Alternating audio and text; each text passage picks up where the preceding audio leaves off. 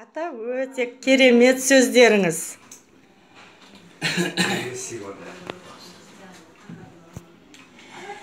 Әкім Лұқман деген кісі мың жасаған екен балам.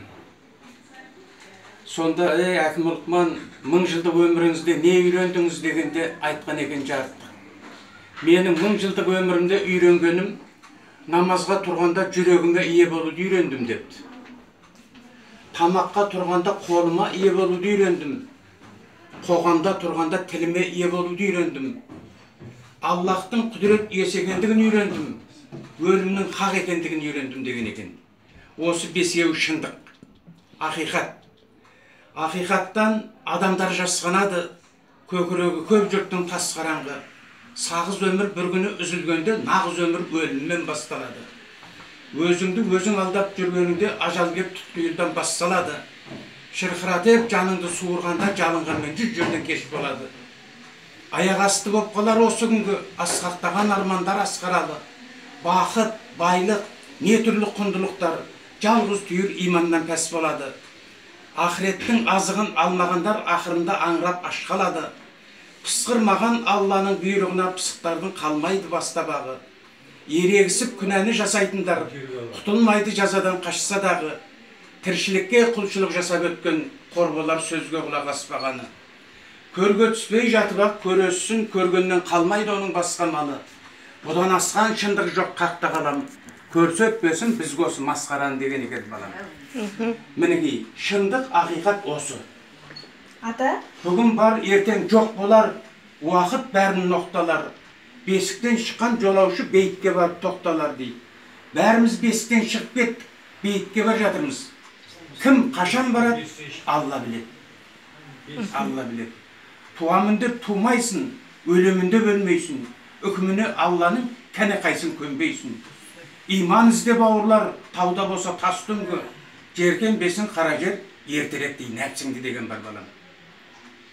Міне, адам мұсылман болып туылғаннан кейін, мұсылман болып жаратылғаннан кейін, мұсылман болып жан тапсыру керек.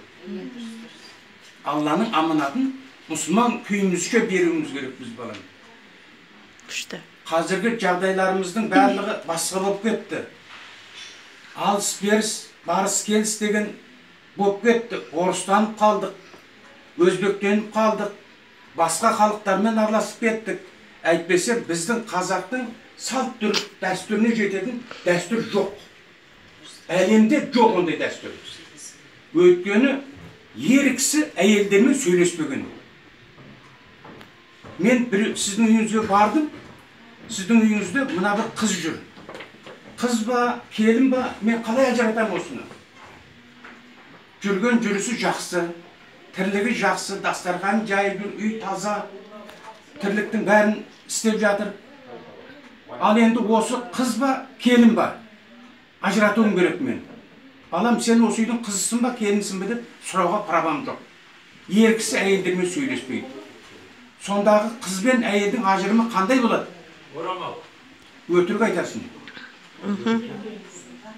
Қыз бен әйелдің ажырымы қандай болады? Бұрымында болады балам. Бұрымында болады.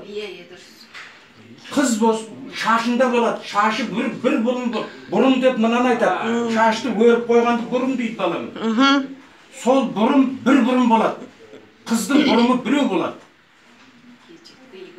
Мен қарайым, осы үйдің қыз екеніне көзім жетті. Сонан кейін құлағына қарайым. Құлағында сырғасы жоқ. Мен енді бұл қыздың әкесіне сөз айтамын. Мына қызыңды мен балама бер, екеуміз құда болайық. Ол кемпірмен сөйлеседі, кемпірі қызымен сөйлеседі. Келіссе мақұл дейді. Мен келіп, құда түсіп, құлағына сырға сап кетемін. Менен кейін анау келеді. Полковник. О да көреді, оған да ұнап тұрсын. Бірақ құлағында сырғасы бар. Есмет бар. Сырғасы болғасын, ол сөз айта алуға правасы жоқ. Права жоқ онда.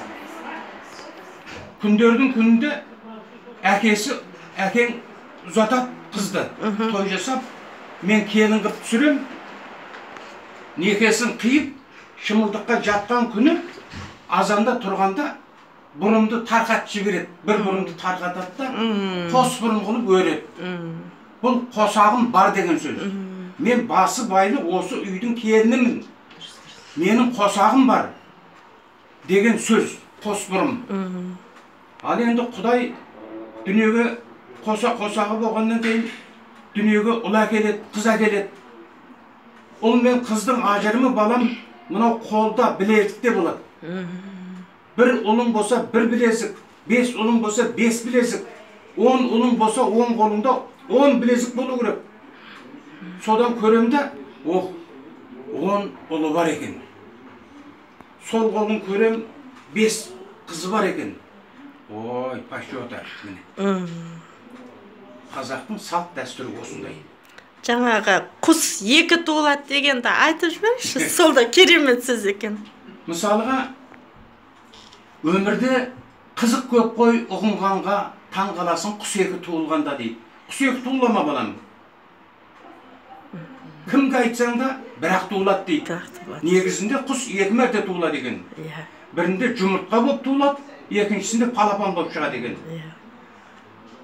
Өмірде қызық көп қой ұғынғанға таң қаласың құс 2 туылғанда. Адамда дүниеге 2 келеді. Адам 2 келеді ме? Бір-ақ келеді ғой. Адамда дүниеге 2 келеді. Екінші шайтаға жығылғанда. Құдайға құлшылыққа жығылғанда барып адам болады екен. Оған дейін надан екенбіз ғой. Күшті. Керемет. Мен өтірік айтып отырған жоқ, маған қатты қарады. Шыным. Шындығы осы. Рас па? Рас па екен? Ең болмаса шыққанша рас